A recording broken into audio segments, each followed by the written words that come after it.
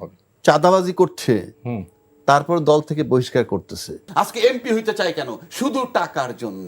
MP আজকে দেখেন এই যে বিএনপির বিরুদ্ধে একটা ন্যারেটিভ দাঁড়া করানো চাচ্ছে, বিএনপি শুধু ইলেকশন চায়। আওয়ামী লীগ যে অ্যাপার্টমেন্ট কিনছে সেটা দেখে এখন কি আপনারা অনেকে হচ্ছে, এটা আমি অস্বীকার করতে পারি, আমরা করতেছি। তো এর আগে হয়েছিল কিভাবে জামাতের সাথে? নির্বাচনের জোট হয়েছে, যে হাসিনাকে আদর্শ ছিল না, কোন লক্ষ্য ছিল ক্ষমতায় যাব। এই প্রায় 60 লাখ লোক আসামি, এগুলি কেমনি হয়েছে? আমাদেরকে কেউ আওয়ামী লীগ ভালোবাসি এগুলি দিছে? ভালোবাসে না তো আওয়ামী লীগ আপনাকে দমনের লেগে মামলা যেমন আজকে শোনেন, এবং আপনাদের মামলা করছেন, কেউ গ্রেফতার করতে পারতেছেন না। আপনাদের মতো যারা আপনি মাঠে নামছেন, গ্রেফতার কেন করেন না? আবু হেনা রাজ্জাকে আপনি এই বিষয়ে একটু কথা বলেন, তারপরে আমি একটু ভিন্ন বিষয়ে বলি। এই যে কথাটি বলছে, না একটা ন্যারেটিভ, একটা ন্যারেটিভ, যে কথাটা উনি বললো যে দেখেন ঘুষের প্রবণতা কেমনে হয়, একটা সিম্পল লজিক। পাশাপাশি 4টে ফ্ল্যাট আছে, মানে অ্যাপার্টমেন্ট, 4টে দরজা এক জায়গায়, এর ভিতরে 2 জন আছে একই অফিসে চাকরি করে। একজনের পোলাপানে দেখে যে ওই ঘরে যে রাজকীয় জীবন, তার বাপ ঘরে এটা নাই। বলে যে বাবা তোমার একই চাকরি করো, একই অফিসে, মানে একই মন্ত্রণালয়ে, স্ট্যাটাস সেম, তার অবস্থা এরকম কেন, তোমার অবস্থা এরকম কেন? এই প্রভোগ করতে করতে সে ডিপ্রাইভ হইতে হইতে সে তার আইডিওলজি বিকায় দিয়া একসময় ঘুষ খাওয়া শুরু করছে, কারণ পাশের লোকটার এই অবস্থা। এখন ওনার বক্তব্যে মনে হইতেছে আওয়ামী লীগ দীর্ঘ 15 বছর যাচ্ছে তাইভাবে রাজত্ব করছে, লুট করছে, এবং সেইটা দেখে তাদের লোকজনের ভিতরে সামগ্রিকভাবে মোশাররফ সাহেবের হয় নাই, আমি লিখে দিতে পারি, কারণ ওনার সাথে বহু টকশামি করছি, ওনার বাড়ির যে আমার দেখা লাগবে না, কিন্তু ওনার বক্তব্য অনুযায়ী আর কত।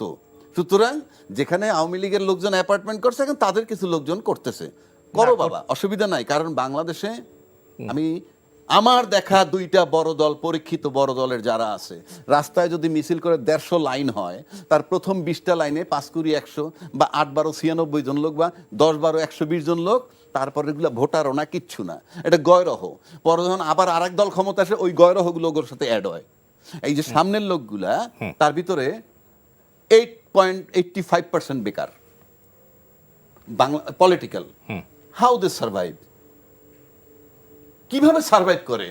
যদি বলেন আপনি কোথায়, আমরা দেখি না যে লোকটা রাজনীতি করতে, আমি দেখি না, অফকোর্স আমি দেখি। সার্ভাইভ করে কিভাবে?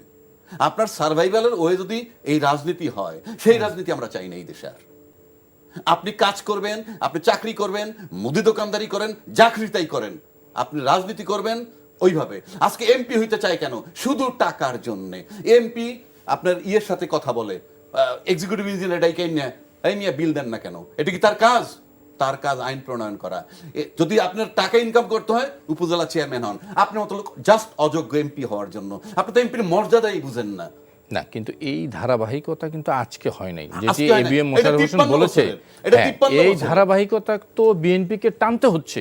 আমি তো না করতেছি না, আমার কথা হলো যে আমরা আপনাদের ভিতর থেকে এটার একটা পরিবর্তন দেখতে চাই। যে না না না, রাজ্জাক ভাই যে কথা বলছে, এই পরিবর্তনের জন্যই আপনি বিএনপি রাষ্ট্রমেলা যদি আপনি দেখেন, আমি সেটাই একটা পরিবর্তন সিস্টেমের ব্যাপার, আমি সিস্টেম ইউজ না করতে পারলে পরিবর্তন হবে না। বলতেছি এই পরিবর্তনের কিছু সিম্পটম লাগবে। আমি একটু বলি, আপনার নির্বাচন চাইতেছে বিএনপি বা যারা গণতান্ত্রিক দল, তারা চাইবে, কোনো অপরাধ না নির্বাচন চাওয়া, কিন্তু আপনাকে নির্বাচনটা কে দিবে? আওয়ামী লীগের সময় যারা ভোট দিছে ডিসিএসপি, তারাই তো আছে এখনো, সেই লোকগুলোই তো আছে। সেই লোকগুলোর উপরে তখন আপনার আস্থা ছিল না, লেভেল প্লেইং ফিল্ড নিয়ে। এখন আস্থা কেন?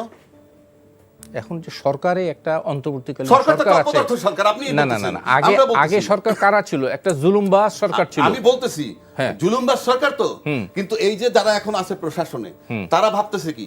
তারা ভাবতেছে যদি কালকে তারা ক্ষমতায় যায়, সুতরাং প্রশাসন কিন্তু তাদেরকে কিছু কেয়ার করে, গল্প যতই করুক। কেন কেয়ার করে? কে জানে বাবা কে কখন মেয়র হয়ে আসে, কারণ এ তো একটা টেম্পোরারি সরকার, সুতরাং একটু কেয়ার করতেছে। এখন আমার প্রশ্নটা শেখার না, আমার প্রশ্ন হচ্ছে যে এখানে নির্বাচন হইলে কারা ক্ষমতায় যাবে আমরা জানি, আপাতত এটা নিয়ে কোনো তর্ক নাই, মোটামুটি তর্ক নাই। কেন? যে তারা জানে তাদের এত পরিমাণ বড় তারা, সুতরাং এটা ক্ষয় হয়ে আস্তে আস্তে ফেব্রুয়ারি পর্যন্ত গেলেও বিজয় লাভ করবে। কিন্তু বাটে পড়বে কারা? যারা সংস্কার চাইতেছে, সংস্কার, বিচার, তারপরে নির্বাচন, তারা বাটে পড়বে। কেন? তাদেরকে এরা একসেপ্ট করে নাই, আমরা দেখতেছি। গত দীর্ঘদিন ধরে, যেহেতু তারা একসেপ্ট করে নাই আর তাদের সমস্ত অ্যাক্টিভিটিস দেয় পিছনের যে পুরনো সিস্টেম তার বিরুদ্ধে, সুতরাং তারা বাটে পড়বে। এখন তারা কি চায়, যদি সংস্কার আর বিচার হয় তাহলে একটা নজির তৈরি হলো কি, যে না রে ভাই পরিণতি হয়, পরিণতি হইলে তারপরে নির্বাচন হলে তারা পাস করবে। কিন্তু ওরা তখন হাফ সাইডে বাজাবে যে না, যেহেতু বিচার হয়েছে তখন তারা সেই থাকবে। না, বিচারের কথা বিএনপি বলছে, আমি একটু 30 সেকেন্ড শুনে আমি একটু বিরতি যাব, 30 সেকেন্ড। এই রাজাকি ভাই এই পরিবর্তন কি তার চোখে দেখছে না সে? এই যেমন তাদের মধ্যে তাদের যে বিচার অঙ্গনে আগে ছিল যে কোনো অ্যাডভোকেটের সাথে অ্যাডভোকেট 10 বছর যদি আপনি হাইকোর্টে প্র্যাকটিস করেন আপনি বিচারপতি হতে পারবেন। এই তো কোয়ালিটি। 12 বছর 10 বছর এইটা কোয়ালিটি। এখন আপনারা এই যে বিচারক নিয়োগের কিছু নীতিমালা পরিবর্তন করেছেন না, যে কোনো লোককে এখন বিচারপতি হওয়ার সেই যোগ্যতা রাখে আগে যেভাবে পেরেছে, এইটাই তো একটা পরিবর্তন, এইটাই তো একটা সংস্কার। এক, আপনি দেখেন আগে কি ছিল, আপনি এই যে দেখেন নুরুল হুদা সাহেব অথবা কাজী আবুল সাহেব যে আজকে গ্রেপ্তার হলেন, কেন হলেন? এবং তাদের বক্তব্য যদি আপনি কোর্টে আপনাদের সামনে যে বক্তব্যগুলো দিয়েছে তারা কিন্তু দোষ স্বীকার করে নিয়েছে। কিন্তু তারা যদি মনে করতো যে না এই অপকর্ম করার কারণে আমার এক সময় শাস্তি হতে পারে, যার জন্য আমরা কি বলেছি, আমরা কি বলেছি যে আপনি যে আইনগুলি আছে আইনের পাশাপাশি আপনি যদি এই আইন পালনে ব্যর্থ হন তাহলে প্রতিকার কি, সেই ব্যবস্থা এখানে ইন্ট্রোডিউস করতে হবে। নিশ্চয়ই। এবিএম মোশাররফ হোসেন, আমি একটু ভিন্ন প্রসঙ্গে যাই। এই দ্বিতীয় পর্বে যদি আপনার কোনো কথা থাকে ও বিষয়ে নিশ্চয়ই আপনি বলবেন। তার সাথে আমি একটু একটা জিনিস আপনার দৃষ্টি আকর্ষণ করছি। এনসিপির সঙ্গে আলোচনার দরজা খোলা রাখার কথা জানিয়েছেন বিএনপি নেতা সালাউদ্দিন। বলেছেন ইউএনবির সাথে একটা সাক্ষাৎকারে উনি বলেছেন এই আহ্বান, কিন্তু এই আহ্বান প্রত্যাখ্যান করেছে এনসিপির আহ্বায়ক। কয়েকটি সিটের কাছে এনসিপি বিক্রি হবে না বলে জানিয়েছেন তিনি। এনসিপির সঙ্গে কেন জোট করতে চায় বিএনপি? না, আসলে এখানে দেখেন বিএনপির ইতিমধ্যে এই আন্দোলন সংগ্রামে বিএনপির কিন্তু নেতৃত্বাধীন একটি জোট আছে, 20 দলীয় জোট। মানে কাগজে কলমে আছে আর খাতায়, মানে খাতায় আছে আর কোথাও নাই। এটা হলো কি আমরা যুগপৎ আন্দোলন, মানে যার যার অবস্থান থেকে একই কর্মসূচি পালন করা হয়। এটা আপনার নিশ্চয়ই আপনি যখন স্টুডেন্ট ছিলেন এরশাদ আমলে ছিল যুগপৎ আন্দোলন, সে সময় ছিল, কিন্তু এখন গত 15 বছরে আপনাদের অস্তিত্ব কম পাইছি, আর তার তো কোনো ওষুধ খাওয়ার লোক ছিল। এখন যে জিনিসটি হচ্ছে যে আগামী দিনে আমরা গণতন্ত্রটাকে একটা প্রতিষ্ঠানিক রূপ দিতে চাই। এই কারণে যারা এই গণতান্ত্রিক আন্দোলনের সাথে সংযুক্ত হতে চায় তাদের সাথে বিএনপি বলেছে রাজনীতির ক্ষেত্রে আমাদের কোনো বিরোধ নাই। আপনি দেখেন এই জাতীয় ঐক্যমত্য সরকার যেখানে গঠিত হয়েছে সেখানে বিএনপি আগামী দিনে কিভাবে বাংলাদেশটাকে আমরা নতুনভাবে গড়ে তুলতে পারি তার জন্য কিন্তু সুনির্দিষ্ট কিছু প্রস্তাবনা দিয়েছে। এবং আজকেও আমরা দেখলাম একটা বিষয় ঐক্যমত হয়েছে যে এমার্জেন্সি কিভাবে জারি হবে। আগে ছিল রাষ্ট্রপতি এটা জারি করতেন, এখন বলা হচ্ছে না, পার্লামেন্টের অনুমোদন লাগবে এবং সেখানে বিরোধী দলের নেতা উপস্থিত থাকতে হবে। মানে এগুলি কিন্তু একটা ডেভেলপমেন্ট। তারপর আপনি দেখবেন এই যে এখন একটা আলোচনা চলছে যে তত্ত্বাবধায়ক সরকার অলরেডি সবাই মেনে নিয়েছে, এটা নিয়ে কোনো দ্বিমত নাই, কিন্তু কি প্রক্রিয়ায় চিফ হবে এগুলি আমরা মনে করি এটা গণতন্ত্রের জন্য খুব ইতিবাচক একটি দিক। কিন্তু এই প্রক্রিয়ার সাথে যারা অংশগ্রহণ করতে চাইবে তাদেরকে আমরা বলেছি আলোচনা আমাদের জন্য দরজা খোলা আছে, কারণ আগামী দিনে আমরা মনে করি বাংলাদেশের জন্য বেশ কিছু চ্যালেঞ্জ আছে। এই চ্যালেঞ্জগুলিতে রাজনৈতিক দলগুলির মধ্যে যত ঐক্য প্রতিষ্ঠা করা যাবে ততই আমরা মনে করি আগামী দিনটা আমাদের জন্য সহজতর হবে। কারণ আপনি দেখেন আমাদের এখানে বেকারত্ব, দারিদ্রতা, জিওপলিটিক্যাল একটা চ্যালেঞ্জ আছে, সবচেয়ে মারাত্মক, এইটা অনেকে বুঝতে চায় না। কিন্তু আজকে একটা আপনারা দেখেন প্রতিবেশী একটা দেশ বাংলাদেশের এই পরিবর্তনটাকে কোনোভাবে কিন্তু মেনে নিতে পারছে না। সামগ্রিক দেশের মধ্যে জামাতের জন্য এখন দরজা বন্ধ কেন আপনাদের? না, জামাতের মধ্যে এমন কিছু জামাত ধরেন জামাতের সাথে আমাদের একসময় আদর্শগত না, একটা নির্বাচনী জোট ছিল।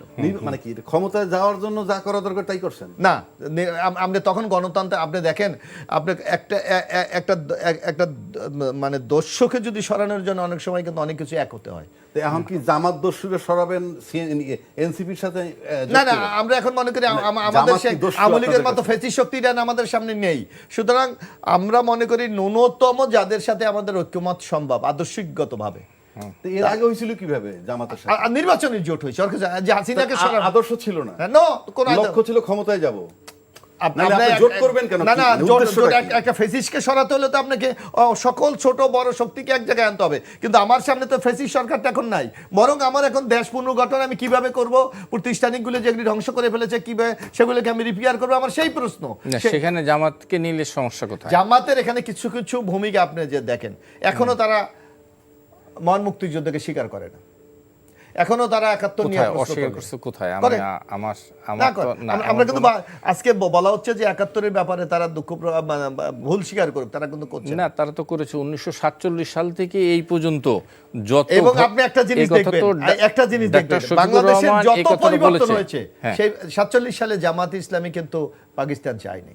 না, সেই আলোচনা না, থাকুক, কিন্তু সেই আপনারা আলোচনা তো যে জুলাই চার্টার যেটা, সেটাও তো আপনার সংবিধানের ভিতরে অন্তর্ভুক্ত করতে চাচ্ছেন না। আমরা চাই। কোথায়? আপনারা বলছেন এটা আর্কাইভে থাকবে, এটা একটা দলিল হবে, সেইভাবে থাকবে, কিন্তু সংবিধানের ভিতরে অন্তর্ভুক্ত করতে হবে।